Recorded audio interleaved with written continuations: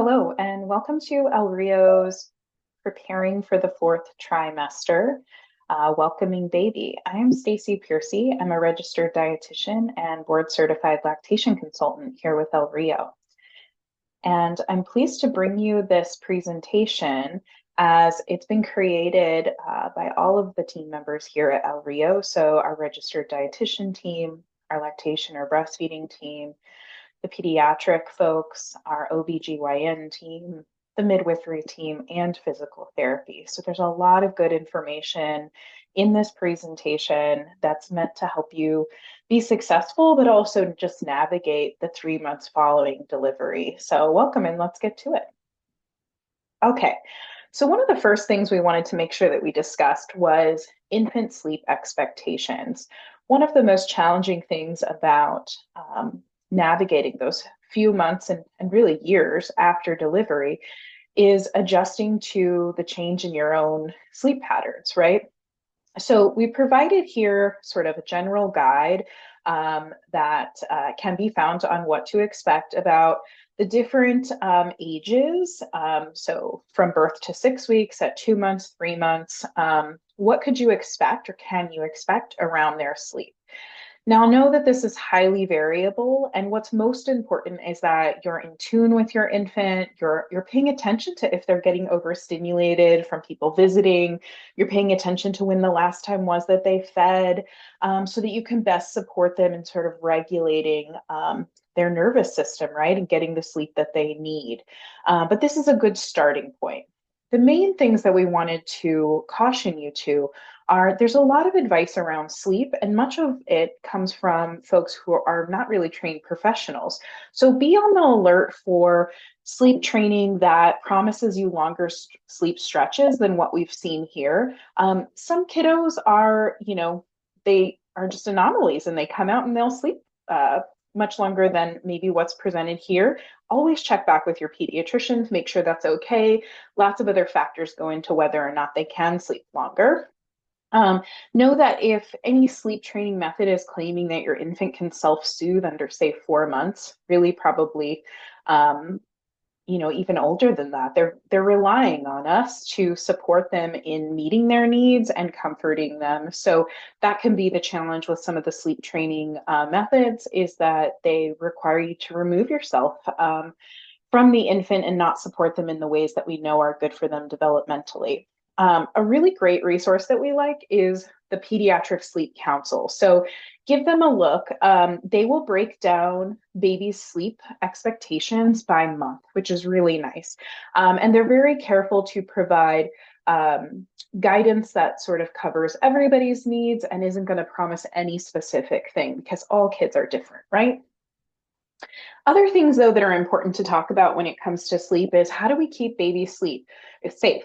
When we are sleep deprived, sometimes what we know about how they should sleep to be safe kind of changes, right? So we might do things differently because we're so tired. So the best practice is that we are putting baby alone on their back in an empty crib, right? So we want to make sure that we removed any risk of suffocation from extra toys, extra blankets, an extra person in the bed, right? That's why we put them on a firm mattress in their own area.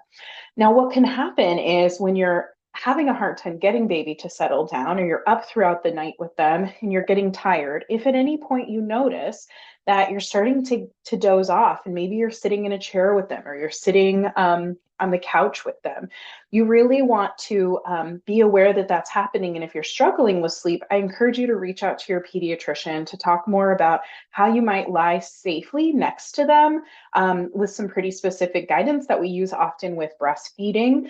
But it's important to sort of have an alternative method if the sleep deprivation is getting to you. And of course, reach out to others for help. I think that's one of the most challenging things about having a newborn, is asking for help when you need it. And it's not always things like, feeding baby or cuddling baby. It's being there in the middle of the night when you're trying to get rest and you just need someone else to back you up. So let's also talk about feeding today. Whether you choose to breastfeed or formula feed, we have a wonderful lactation program here at El Rio that can support you in some education prior to delivery and support after delivery for achieving your breastfeeding goals. The green chart off to the side here is provided by our partners with WIC. And so they do a really nice job of sort of summarizing what we should be looking at in those first few months. So firstly, before 6 months, we're really only providing breast milk or fortified formula. That's important because we need to make sure that baby's getting enough calories and balanced nutrition, and we do that through the milk that we provide them. But this chart shows you how often you'd expect to feed. So if they're breastfeeding, they're feeding 8 to 12 times a day. It's not really a specific time frame in between. It's really on demand. Where with formula-fed infant, they're basically going to be feeding 6 to 8 times a day, typically around the 4-hour mark. So they get into a real routine that's a little bit more specific. Other things to keep in mind is that we want to acknowledge that the American Academy of Pediatrics recommends that we breastfeed for the first 6 months. So definitely getting support early is going to help you to achieve that goal, or maybe even just part of that goal. The other things we want you to be aware of is, what are signs of hunger? What are signs of fullness, right? One of the big things in those first 3 months after delivery is just figuring out how to decode your infant. So signs of hunger are going to be hands near their mouth, sucking noises, rooting, searching for a nipple, even if they're not breastfed. Basically a lot of movement, right? A lot of closing their fist, bringing it to their mouth. If we've kind of missed those early signs, then they may start to cry and be agitated, turn red, stiffen. So we want to be aware of when's the last time that we fed them, kind of pay attention to their needs so we can catch them a little earlier on. Signs of fullness is they're going to be relaxed, their fist's going to kind of open, they'll turn or push away. There's guidance to feed infants when you're using a bottle, using paced bottle feeding. So you can do kind of a quick little YouTube search for what is paced bottle feeding to show you. It helps to make sure that we don't overfeed the infant. So it's a form of propping them up and holding the bottle in a specific way. And when it comes to food safety, there's things we just haven't really thought about before, right? So when we're looking at pumped breast milk, this is the guide that the CDC puts out. So this is really nice to just have on hand, maybe take a screenshot of it, go to the USDA's website and pick it up to print off. But it can be summarized as pretty much 4 and 4, right? So 4 hours on the counter after it's been pumped, 4 days in the fridge, and then 6 to 12 months in the freezer. The biggest thing that I think people have to learn quickly is, what do I do once I've warmed up that milk, or once I've mixed it, or once baby has eaten it, right? So once baby starts to drink from it, anything left over from the feed, you really need to use within 2 hours of that baby starting it. And if you're thawing breast milk, so maybe you've pumped and you've frozen some and now you're going to use it, you have 24 hours to use it. So those are the ones that I think are harder for people to remember, which is nice to print something like this. And let's talk a little bit about formula. So when you're mixing formula, first you want to make sure that you're using clean bottles that you've sterilized initially and then washed with warm soapy water and allowed to air dry. We want to keep the environment clean because milk is formula has carbohydrates that bacteria like to live on, right? So we want to keep things clean. When you're mixing a bottle, once you mix it, you need to start feeding within an hour so within an hour from the start of feeding and within 2 hours of preparing it. So once you mix it, you have 2 hours to start feeding them. And once they start eating it, you have 1 hour for them to finish it. And that's because when they're drinking it, they're introducing the bacteria from their mouth, and that can cause a foodborne illness issue. If you are going to mix larger batches of formula to have on hand, you only have 24 hours to use it within the refrigerator. So don't mix too much of it because then you'll have to throw it away. And keep in mind, whenever we're heating up cold bottles, it's best to use a bottle warmer or to place a bottle in a bowl of warm or hot water. We never want to microwave it because it won't evenly heat the milk. And then we always want to do that wrist check where we put a few drops on our wrist to make sure that it's safe for baby. So let's discuss tummy time because that's something that's a really important developmental skill for them, right? So we want them to develop those muscles in order to hold up their head. It's going to be important for them as they add to that with being able to sit, to be able to hold things, all of that. So you can really begin tummy time from the first day of life. Previously, people were told, wait till the umbilical cord falls off. You don't necessarily need to do that. You can provide some tummy time like this woman in the picture is doing, where it's on her chest. So that might be a nice way to begin. You're going to want to do that a couple times a day. And then you can move them to the floor when you're feeling more comfortable, maybe after the umbilical cord has fallen off. And you'll want to give them start with like a few minutes and kind of move up to an hour by the time they're 3 months old, right? So you're gradually increasing it, offering them opportunities throughout the day so that they can develop those muscles and improve their motor skills. Let's talk about soothing babies, right? And how to kind of decode the emotions that they might be having if it's not related to food and it's not related to a dirty diaper. Whenever our infant is upset, we definitely want to kind of run through a checklist, right? We want to think, when's the last time they've eaten? Do they need a diaper change? We want to consider if they're ill, right? So when's the last time they had a bowel movement? By 5 days of life, we're looking for 6 or more wet diapers and around 3 poopy. Some infants poop a little bit less and some poop a little bit more. So be in talks with your pediatrician about that. But we want to be looking for signs that whether or not they're ill, right? So do they feel really warm? Maybe we check their temperature. But there does come a point when there isn't really a reason behind why they're upset. And so we used to call this colic, right? But that kind of gave the indication that some infants were colicky or kind of quote unquote bad babies, and some babies just were more pleasant. The reality is that infants cry quite a bit in the first few months of life, okay? Especially the first 5 months of life. So there is an acronym that's been developed to help guide us and educate us through this period of time, and it's called purple crying. So as you can see here, the first P stands for peak of crying. So your baby may cry more with each week. You're really going to start to notice it around 2 weeks of life. It's going to be at its very worst at 2 months of life.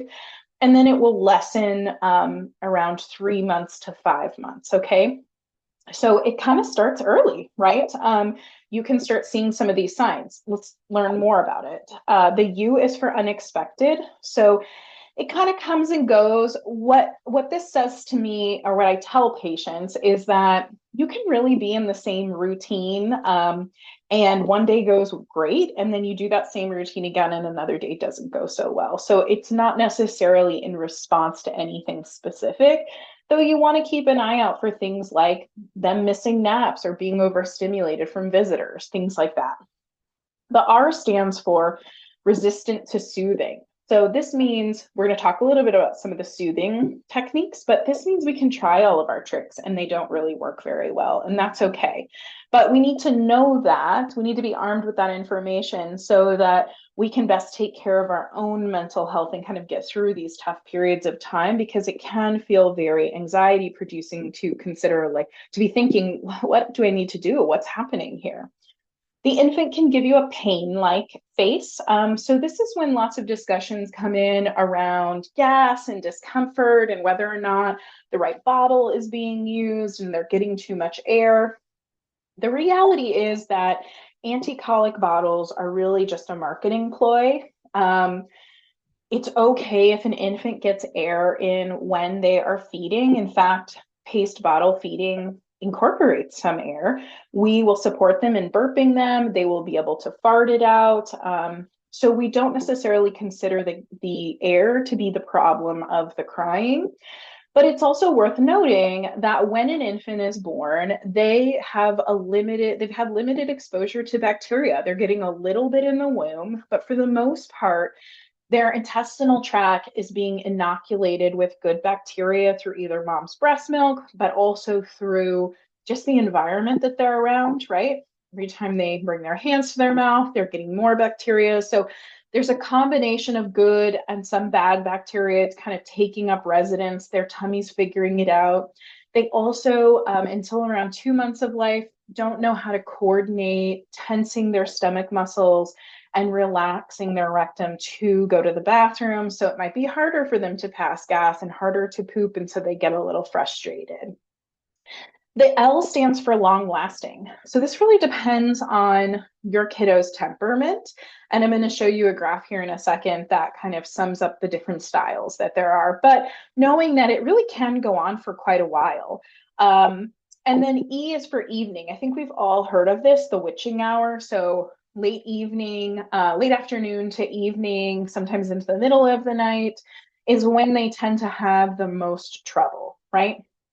So when we look at how long an infant can cry for, it depends on their temperament, as I said. So a low crier might be kind of upset and crying and not able to soothe for 20, 30 minutes, where all the way up to a high crier, it can go on for 5 to 6 hours. That doesn't mean that it's necessarily going to go on for a straight 5 to 6 hours. They might calm a little bit and then kind of come back up, but it's going to be persistent for that long of a time frame.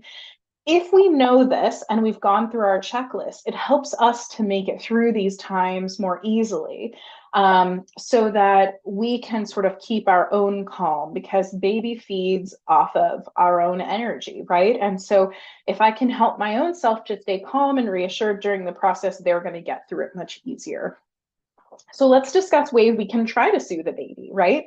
So first, just like we've talked about, we're going to check for reasons, right? Is it hunger? Is it a dirty diaper? Are they hot? Are they cold?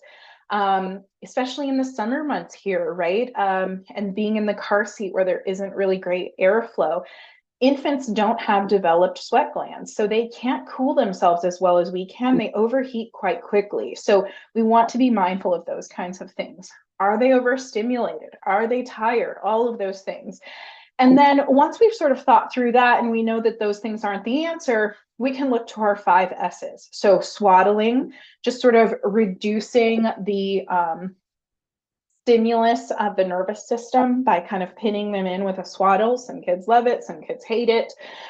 For some kids, just being in a carrier is enough of a compression on them that they're okay and they don't need their hands tucked in either. Sucking. So sucking is a soothing technique for them. So whether that means we're bringing them back to the breast for comfort, or we're offering a pacifier, either of those things. Shushing, the white noise or the repetition of shh, shh, shh can be very powerful too for them.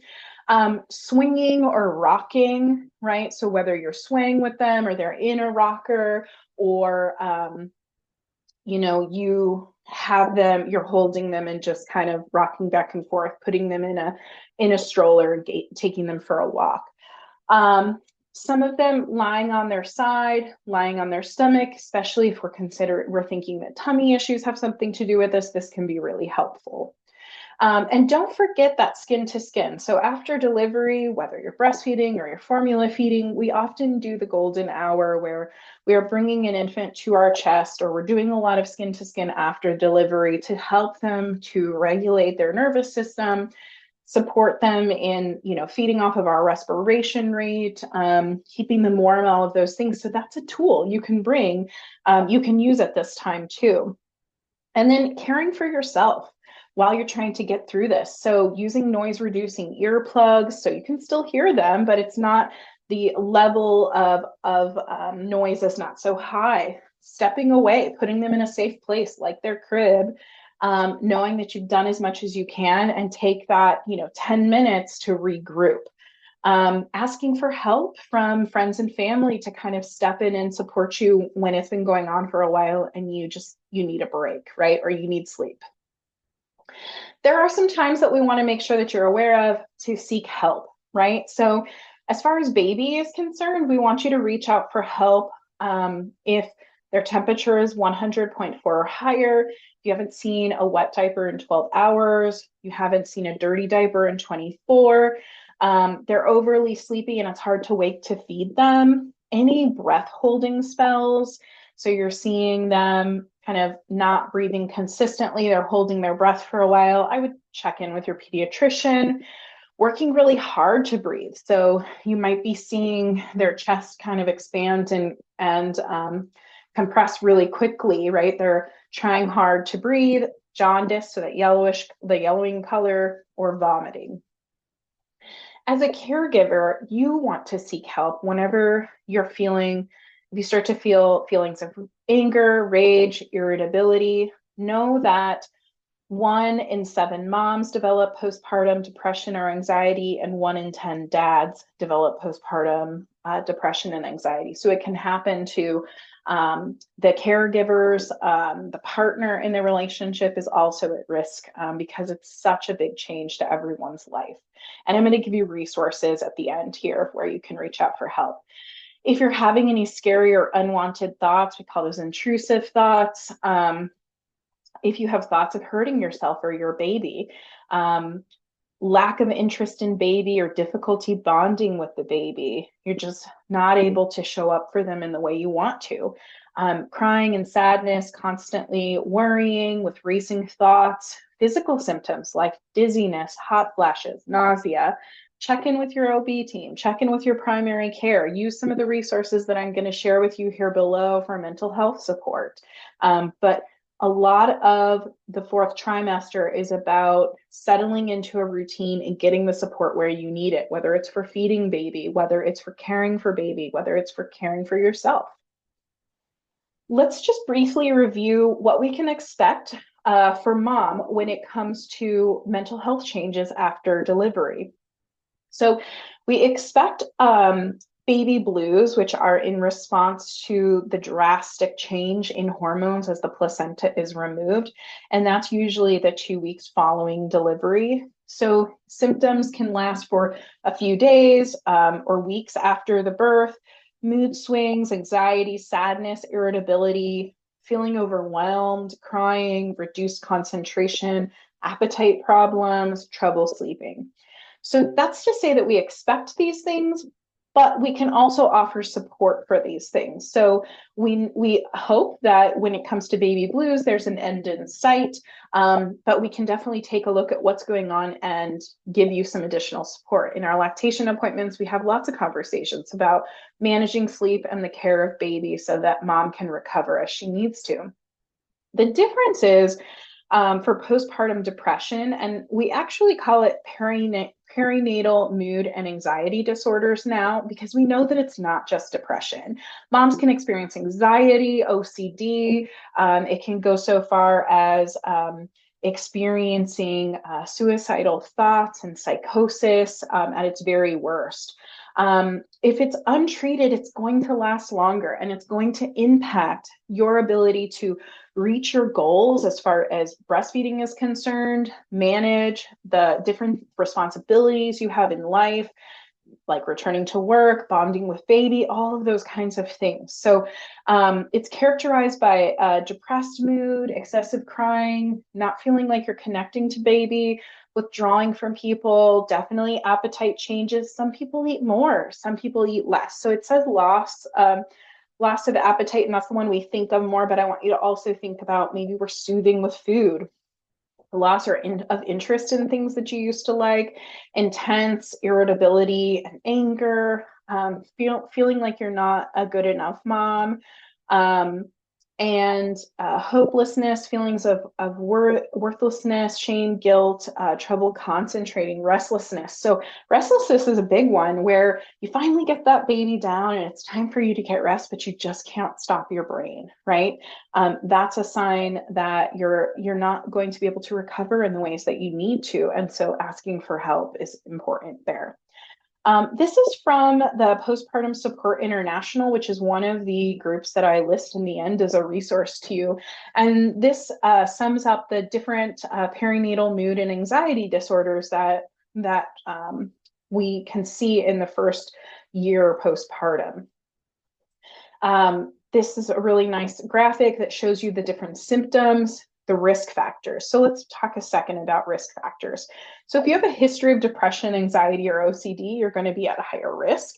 If there's a thyroid imbalance or any endocrine disorder like diabetes, if this baby is coming into the world at a time when you don't have the most support or things are unstable, so maybe job changes, moving, conflicts or lack of support with family, all of those things factor into this.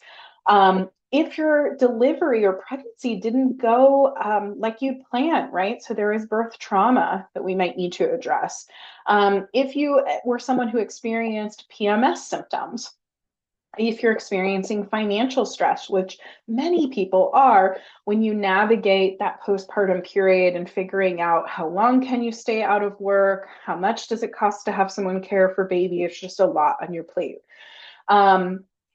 Abrupt discontinuation of breastfeeding. So you start out with the plan to breastfeed, you're doing the best that you can, and it ends quickly. So that's why we ask for you to reach out to a lactation consultant so they can support you in this, because that change in the hormones from stopping breastfeeding can also trigger this. Any history of abuse or trauma, this being an unwanted or an unplanned pregnancy, so kind of caught you off guard, right? And then on the right side, they list all of the different treatment options. So there's a lot of different ways that they can go about it. And PSI offers over 20 plus support groups. We have a local support group. There's a lot of well-trained folks that can help you. Let's talk about how your partner and your family can help, right? So what we want to caution you to is getting stuck in the habit of others caring for baby while you continue to take on whatever household chores and responsibilities you did prior.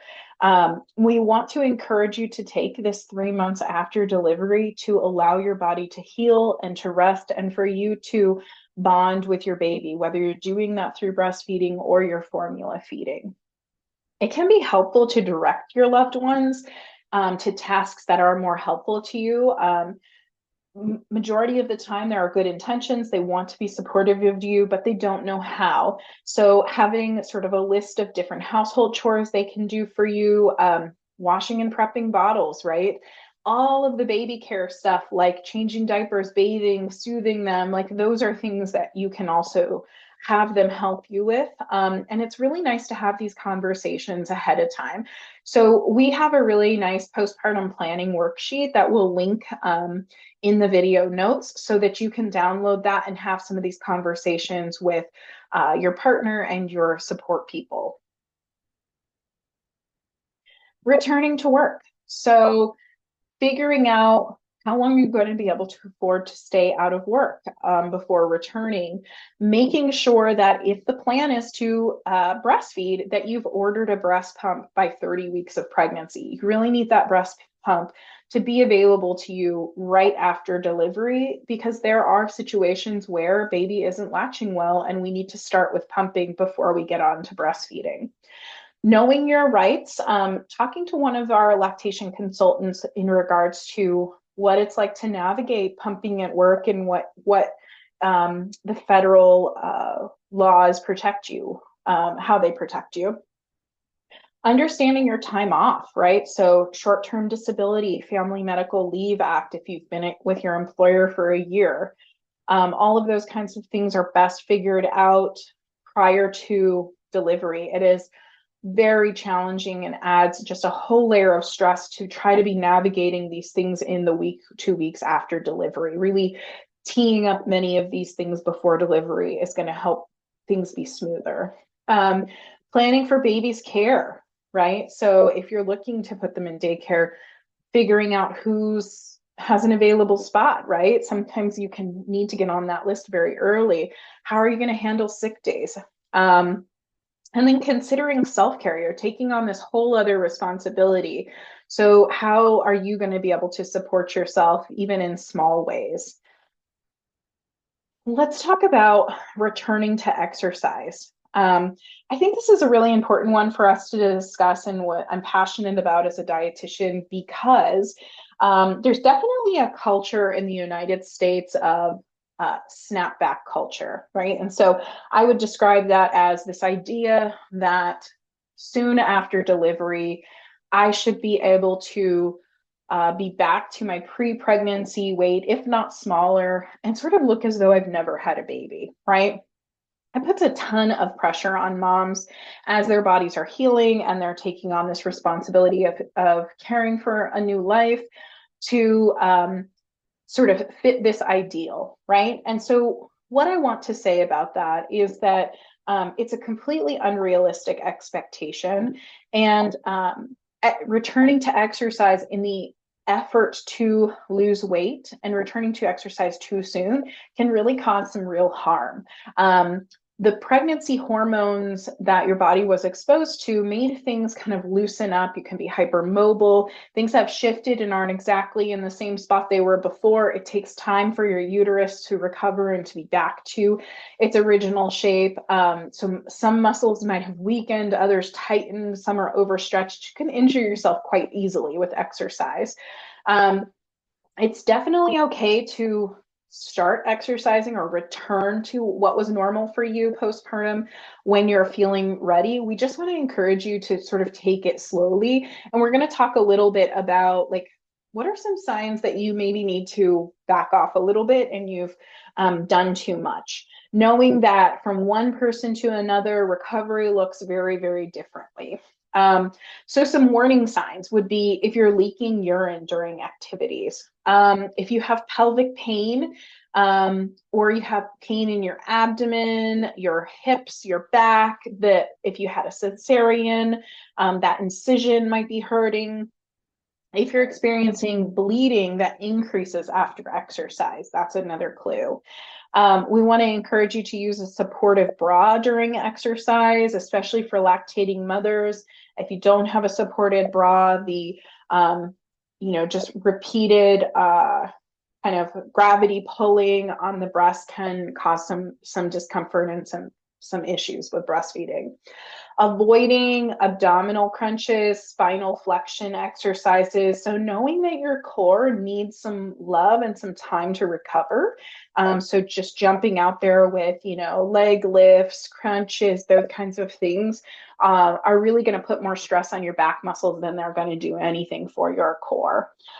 We have a phenomenal team of pelvic floor physical therapists here at El Rio, so I highly encourage you to get a referral and go see them about navigating movement postpartum and get an evaluation to see how things are going.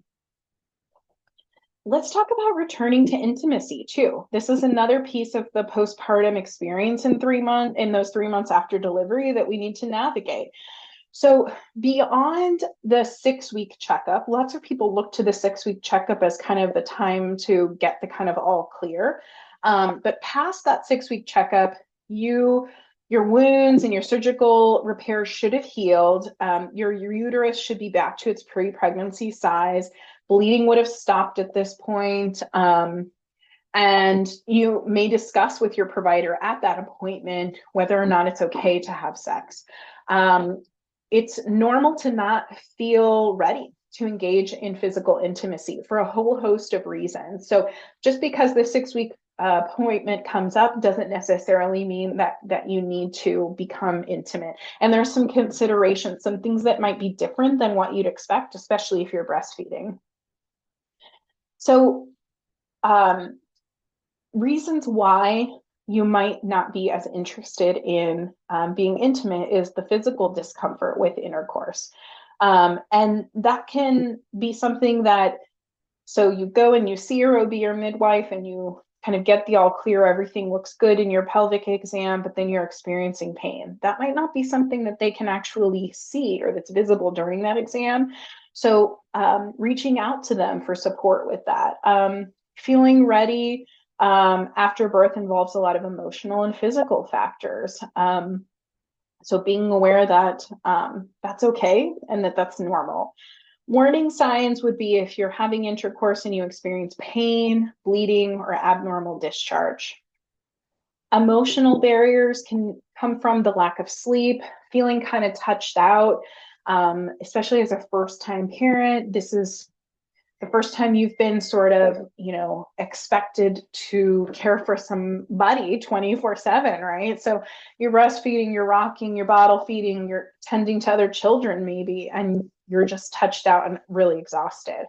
Fear of getting pregnant again, and experiencing postpartum depression or any of the perinatal mood disorders that we discussed earlier. In regards to lactation, you have lower estrogen levels during the breastfeeding period, and that reduces vaginal lubrication. So that can really increase sensitivity and friction. This is a great point to bring up with your OB or your midwife. They can support you. They're likely going to advise that you use some form of lubricant to start, whether it's water-based, silicone-based, coconut oil, any of those.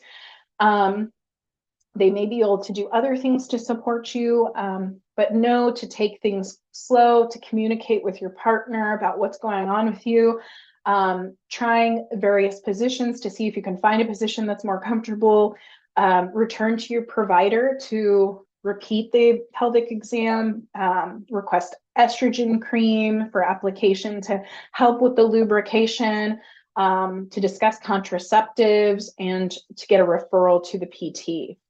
The PT can help you with recovering from injuries, muscle tension, and nerve damage.